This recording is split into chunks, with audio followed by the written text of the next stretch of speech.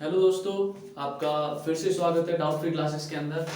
हम फिर से एक पॉलिटी की क्लास लेकर यहाँ पे आपके साथ वापस से हाजिर हुए हैं। जो हमने पढ़ा था, हम बात कर रहे थे भारतीय संविधान से पहले जो कुछ योजनाएं जो बनी, जैसे हमने पहले बात कर ली थी क्रिप्स जो योजना थी उसकी बात कर ली, बेवेल योजना की बात कर ली। बेवेल योजना हमने कल खत्म की थी। तो बेवेल योजना के अंदर एक लास्ट पॉइंट था। बेवेल योजना याद रखना, बेवेल योजना आई थी 4 जून 1945 को। अब इसके अंदर बहुत सारी चीजें थी कि वायसराय की कार्यकारिणी परिषद बनेगी। कार्यकारिणी परिषद के अंदर इक्वल ऑफ नंबर के अंदर हिंदू सवर्ण हिंदुओं के सदस्य होंगे और मुस्लिम लीग के सदस्य होंगे, क्योंकि दो मेजर पार्टीज थी, इन सब के सदस्य होंगे। वायसराय की के पास सैन्य अधिकार होंगे, उसके अलावा बाकी सारे अधिकार जो है, बाकी सारे पावर्स जो है, शक्तियां जो है, वो भारतीयों को दे दी जाएंगी। और इसके अलावा एक पॉइंट और था, वो ये था कि जो वीटो पावर है उसका यूज बिना किसी रीजन के, मतलब कोई इंपॉर्टेंट रीजन होगा तभी वाइसरॉय कर पाएगा, अदरवाइज नहीं कर पाएगा। लेकिन उसमें एक सबसे लास्ट में एक बात लिखी हुई थी। वो क्या लिखी हुई थी? वो थी कि बहुत जल्दी ही एक सर्वदलीय सम्मेलन बुलाया जाएगा। सर्वदलीय सम्मेलन, बहुत जल्द एक सर्वदलीय सम्मेलन बुलाया जाएगा। और वो सर्वदलीय सम्मेलन जो होगा ना, उसके अंदर सारे दल आएंगे और उसके बाद में बैठ के उसके अंदर जो भी डिस्कशन होगा वो किया जाएगा। वो शिमला में आयोजित होगा। कहाँ आयोजित होगा? शिमला में। तो अब और इसको नाम भी क्या दिया गया? शिमला सम्मेलन। तो अब हम शिमला सम्मेलन की बात कर लेते हैं।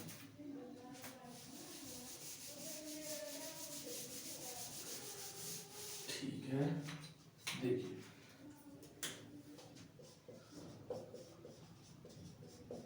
शिमला सम्मेलन। अब देखो शिमला सम्मेलन, देखो शिमला सम्मेलन में पहले तो देखते हैं किस दिन हुआ। शिमला सम्मेलन हुआ 25 जून 1945। 25 जून 1945 को हुआ। ऐसे लिख देता हूं।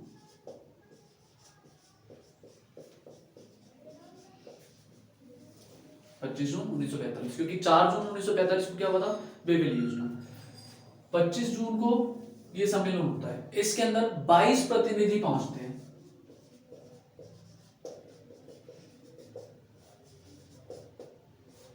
अब आप बोलोगे सर 22 प्रतिनिधि पहुंचे तो पहुंचे, ठीक है, लेकिन आप तो ये बताओ ना कि उसकी अध्यक्षता किसने की, क्योंकि इंपॉर्टेंट तो अध्यक्षता है।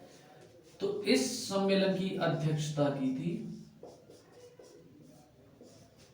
मौलाना अबुल कलाम आजाद। ठीक है, मौलाना अबुल कलाम आजाद। ये वही मौलाना है जिनको सीमांत गांधी भी बोला जाता है।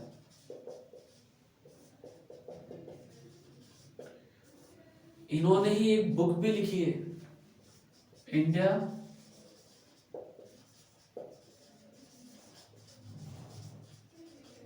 Wins freedom. और ये इंडिया की एजुकेशन मिनिस्टर भी रह चुके हैं, मतलब शिक्षा मंत्री। ठीक है, इन्होंने इसकी अध्यक्षता की और इन्होंने इसकी अध्यक्षता की, लेकिन ये जो सम्मेलन था ये विफल रहा, फेल हो गया, असफल। अब असफल क्यों रहा? असफल इसलिए रहा कि जो मुस्लिम लीग थी ना, मुस्लिम लीग, उसने कंडीशन लगाई। अब मुस्लिम लीग ने क्या कंडीशन लगाई? मुस्लिम लीग ने कंडीशन लगाई कि जो भी वायसरॉय की जो कार्यकारिणी परिषद होगी, वायसरॉय की कार्यकारिणी परिषद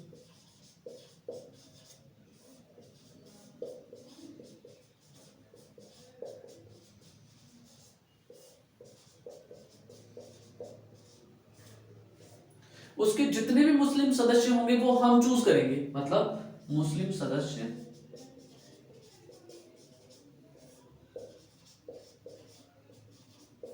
सारे के सारे कौन? स्वयं मुस्लिम लीग तय करेगी।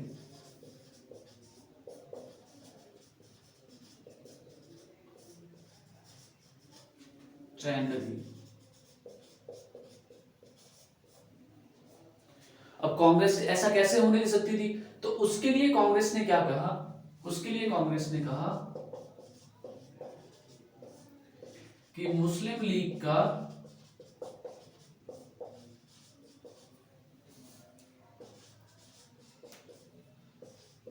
प्रस्ताव अतार्किक है।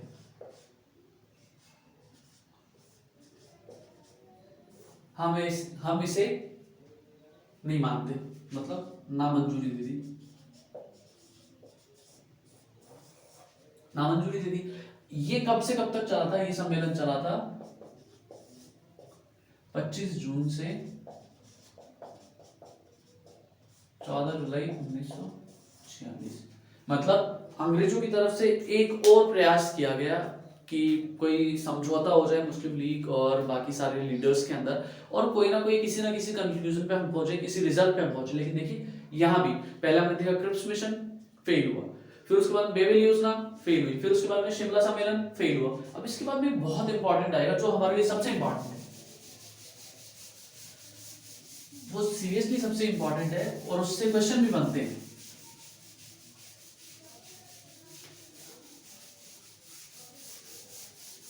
अब देखिए उस टाइम तक प्रिंटिंग प्रेस आ गई थी, न्यूज़पेपर्स आ गए थे, सारी चीजें होने लगी थी। तो ब्रिटेन के अंदर भी हमारे यहाँ पे जो एक्सप्लॉयटेशन हो रहा था राइट्स का, ह्यूमन राइट्स का, उसका पता चलने लगा था लोगों को। तो इसलिए वहां पे इंग्लैंड के अंदर दो पार्टी, एक तो लेबर पार्टी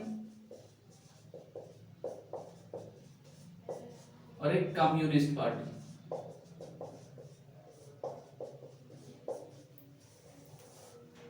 तो उस टाइम पे वहां पे भी इलेक्शंस होने वाले थे, ठीक है। तो वहां पे जब इलेक्शंस होने वाले थे तो वहां नए प्राइम मिनिस्टर बन के आए, नए पीएम, प्रधानमंत्री मतलब, और उनका नाम होता है क्लीमेंट एटली। ये कौन सी पार्टी से बिलोंग करते हैं? ये बिलोंग करते हैं लेबर पार्टी से।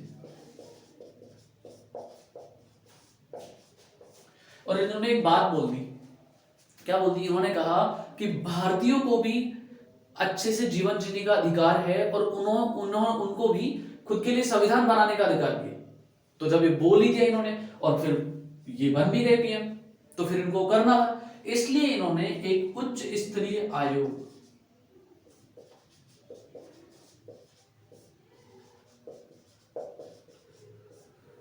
उसका नाम था कैबिनेट मिशन,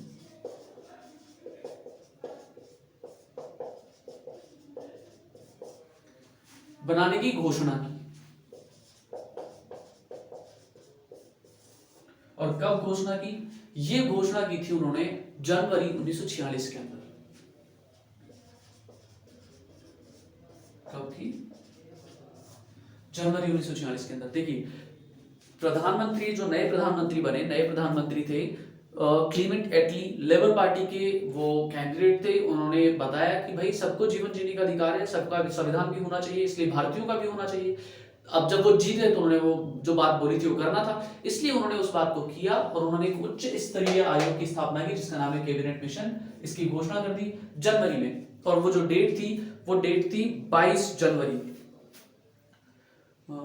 वो डेट थी 22 जनवरी। 22 जनवरी को उन्होंने कर दिया अनाउंसमेंट। अब इसके अंदर सदस्य कौन कौन होंगे?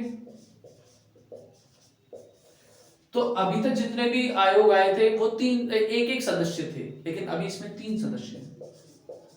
इसमें कितने सदस्य थे? 3 सदस्य। अब देखिए 3 सदस्य। पहले सदस्य का नाम है सर पैट्रिक लॉरेंस। दूसरे सदस्य सर ए बी अलेक्जेंडर। और तीसरे सदस्य का नाम था सर स्टेफोर्ड क्रिप्स। और ये इसके अध्यक्ष थे। कौन? Sir Patrick Lawrence. अब देखिए ये स्टेफर्ड क्रिप्स वही है जिन्होंने जो 1942 के अंदर क्रिप्स मिशन लेके आए थे, ठीक है, ये तीनों इसके सदस्य थे। और इन्होंने फाइनली योजना जो हमारे देश के अंदर योजना बनाई, वो योजना प्रस्तुत की, वो की थी 16 मई 1946 को, 16 मई 1946। अब देखते हैं इसके अंदर प्रावधान क्या क्या किए।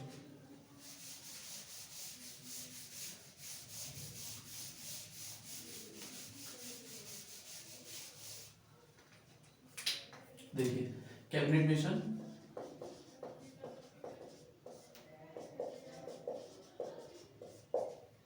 नाइनटीन 46 घोषणा हुई थी 22 जनवरी को, प्रस्तुत किया गया 16 मई 1946 को। अब इसके अंदर क्या क्या कहा गया, देखिए इसके अंदर कहा गया कि ठीक है भारतीय अपना संविधान बना सकते हैं, ओके, और भारतीय संविधान बनाने के लिए इन्होंने कुछ बातें बताई। क्या क्या बताई, उन्होंने बोला कि ठीक है भारतीय अपने संविधान सभा के सदस्य चुन सकते हैं।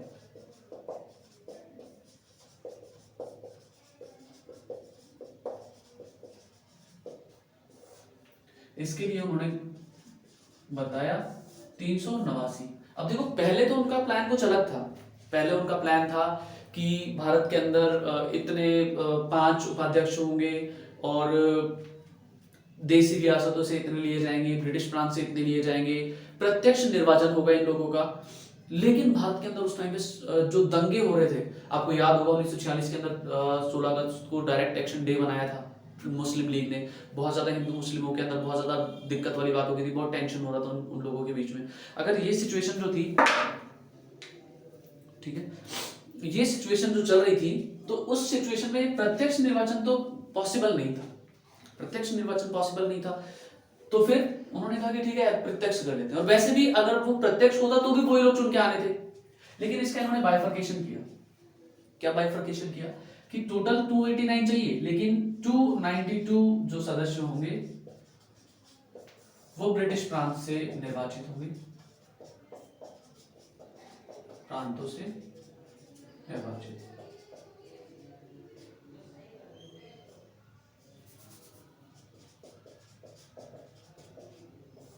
ठीक है, 4 सदस्य चीफ कमिश्नरी क्षेत्रों से,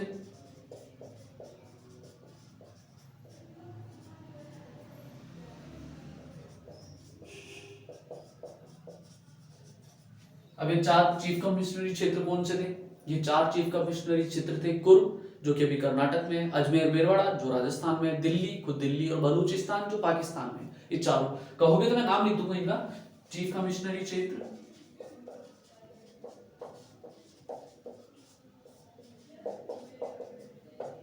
पहला कुर्ग जो अभी कर्नाटक में है,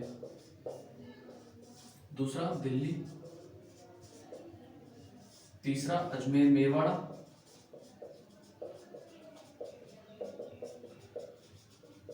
राजस्थान, और चौथा बलूचिस्तान जो भी पाकिस्तान में है। ठीक है, 4 यहां से, ओके। और 93 सदस्य जो थे, 93 सदस्य देसी रियासतों से।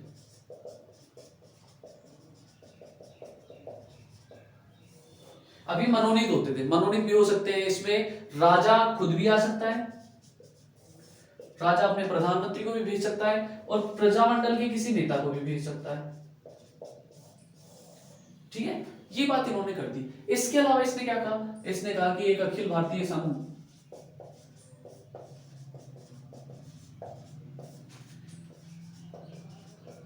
अखिल भारतीय संघ, बहुत अच्छी बात है, अखिल भारतीय संघ होगा।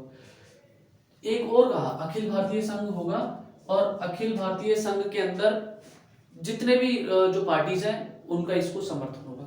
एक और चीज, अंतरिम सरकार का गठन होगा।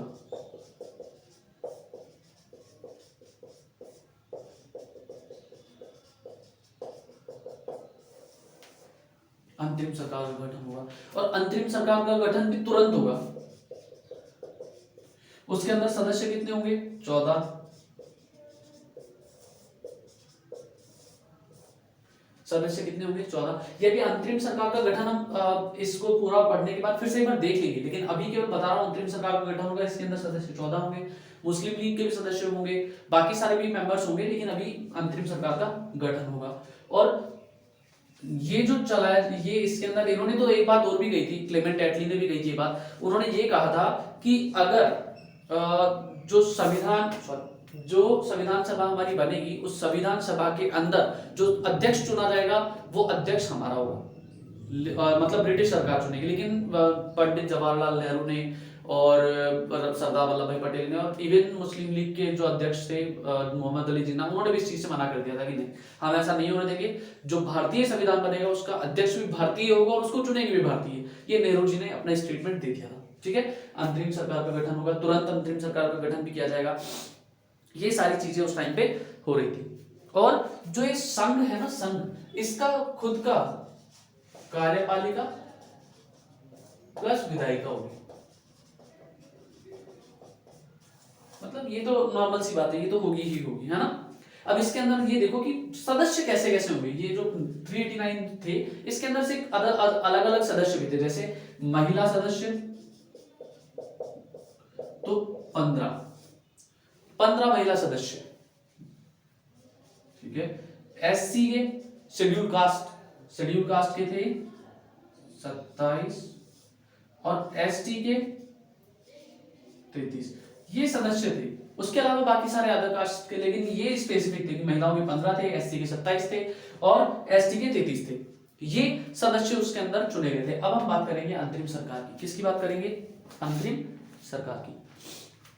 सॉरी, ये 27 नहीं 26 है, ठीक है। अब बात करते हैं अंतरिम सरकार की, कि अंतरिम सरकार का गठन कब हुआ, उसके अंदर पार्ट किस किसने लिया, ठीक है।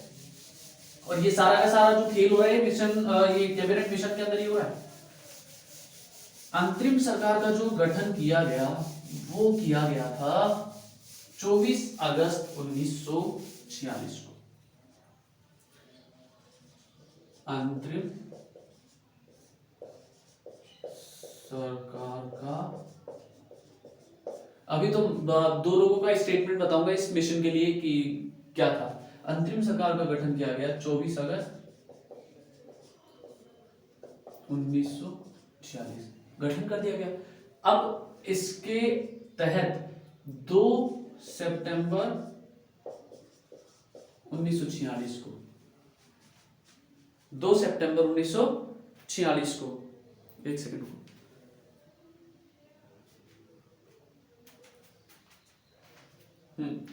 24 अगस्त को गठन कर दिया गया था इसका। 2 सितंबर 1946 को इसके अंदर नेहरू जी और इनके साथ 11 अन्य सदस्य, इन्होंने पद की शपथ ली।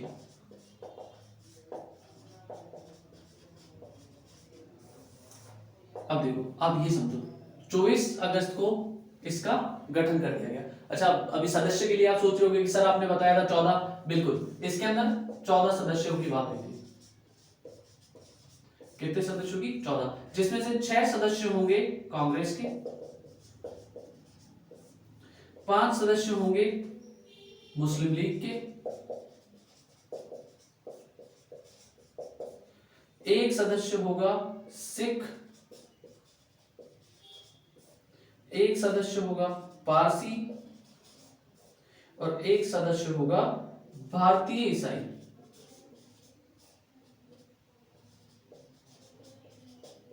मतलब ये सारे के सारे सदस्य, अब देख लो, 6, 5, 11, 12, 13, 14 हो गए।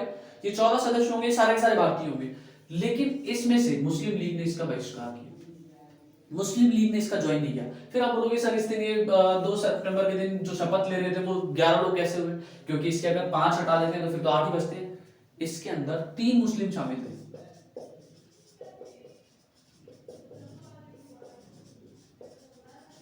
3 मुस्लिम सदस्य शामिल थे जिनका मुस्लिम लीग से कोई लेना देना नहीं था।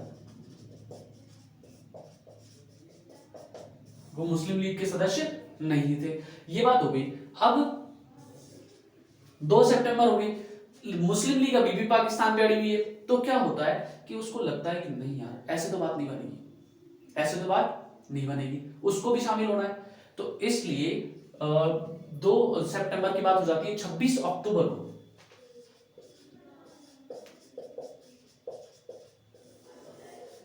मुस्लिम लीग भी शामिल हो जाती है।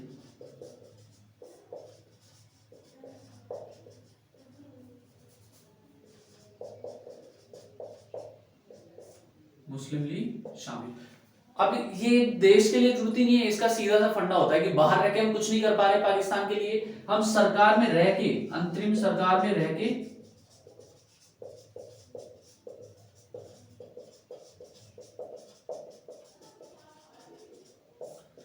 पाकिस्तान की मांग बरकरार रखना।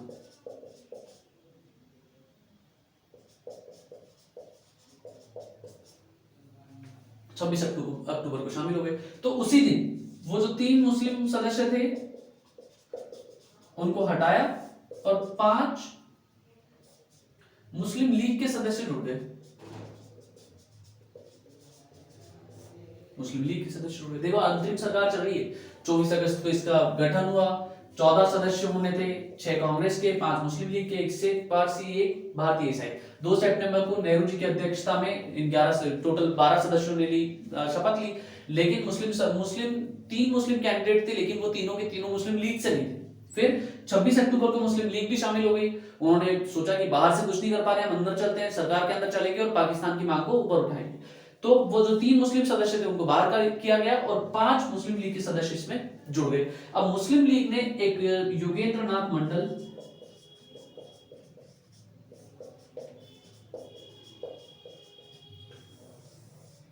दलित राजनेता, इनको विधि मंत्री बनाने के लिए नामित किए। विधि मंत्री बनाने के लिए नामित किया। ठीक है, ये चीज हो गई। अब आगे देखते हैं इसका। अंतरिम सरकार बन गई, अंतरिम सरकार का गठन हो गया। ये अंतरिम सरकार जो है, अब इसी अधिनियम में लिखा हुआ है कि ये अंतरिम सरकार ही वायसराय की जो कार्यकारिणी परिषद थी उसके सदस्य भी होंगे। मतलब वायसराय की कार्यकारिणी परिषद, उसके भी ये सदस्य होंगे। ठीक है। अब इसके अध्यक्ष कौन थे? इसके अध्यक्ष थे लॉर्ड माउंटबेटन। लॉर्ड माउंटबेटन हो गए। और उपाध्यक्ष और कौन? अपने नेहरू जी। अब अगर आप सुनना चाहो तो सुन लो कि जो ये अंतरिम सरकार बनी थी, इसके अंदर जो कुछ मंत्रियों के नाम अगर मैं आपको गिनाऊं तो जैसे योगेंद्र नाथ मंडल का मैंने बता दिया आपको, विधि नेता थे। सरदार वल्लभ भाई पटेल भी इसके अंदर शामिल थे, हमारे नेहरू जी भी शामिल थे, जगजीवन राम जी भी शामिल थे और जॉन मथाई भी शामिल थे। ये सारे के सारे लोग जो मैंने नाम बताए ये मंत्री थे उसमें। उन इन 14 सदस्यों में अंतरिम सरकार के में ये लोग शामिल थे। मुस्लिम लीग के भी शामिल थे। आप कहोगे तो मैं आपको वो नाम प्रोवाइड करा दूंगा। ठीक है। और ये हो गया, कार्यकारिणी के सदस्य भी बन गए।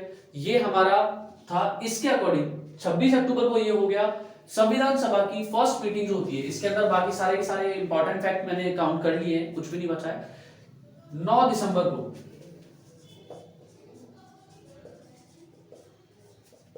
1946 को हमारे संविधान सभा की पहली बैठक होती है।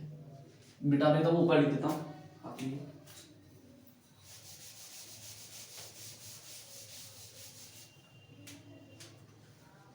9 दिसंबर 1946 हमारी संविधान सभा का प्रथम अधिवेशन शुरू।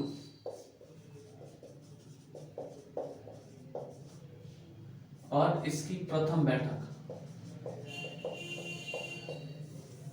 कब होती है? 9 दिसंबर 1946 को। अब देखिए हमने ये सारा कर लिया है। अब हम संविधान सभा में क्या क्या हुआ, उसके कितने अधिवेशन हुए, ये सारा पढ़ेंगे। उसके अंदर कौन कौन सदस्य थे, अभी मैंने आपको लिख के बता दिया था केवल कि 15 महिला सदस्य थी। तो 15 महिला सदस्य कौन कौन थी। राजस्थान के बारे में स्पेसिफिक बात करेंगे तो राजस्थान के कितने सदस्य थे। अब राजस्थान की अगर आप स्पेसिफिक की बात करेंगे तो राजस्थान के अंदर अगर आप राजस्थान की ऑफिशियल वेबसाइट पे जाके देखेंगे तो वहां पे 12 लिखा है, 11+1, लेकिन एक्चुअल में राजस्थान से 12 नहीं 15 सदस्य गए थे। 14+1 15। हम वो सब काउंट करेंगे, उन सबका भी नाम देखेंगे और आगे कंटिन्यू रखेंगे। आज के लिए इतना ही। और हाँ, एक और चीज, आपको इसके नोट्स जो हम पढ़ रहे हैं, इसका नोट्स आपको अवेलेबल हो जाएगा डाउट फ्री क्लासेस नाम से ही। टेलीग्राम के ऊपर एक चैनल हमने बना दिया है, आप वहां जाके इसके नोट्स को डाउनलोड कर सकते हैं। जिस दिन आपका टॉपिक खत्म होगा, जैसे अभी हम संविधान सभा की बात कर रहे हैं, तो संविधान सभा जिस दिन खत्म होगा उस दिन आपका जो नोट्स है वो आपको उस चैनल के ऊपर मिल जाएगा, पीडीएफ फॉर्मेट के अंदर। आप वहां से डाउनलोड कर सकते हैं। थैंक यू, मिलते हैं नेक्स्ट क्लास में।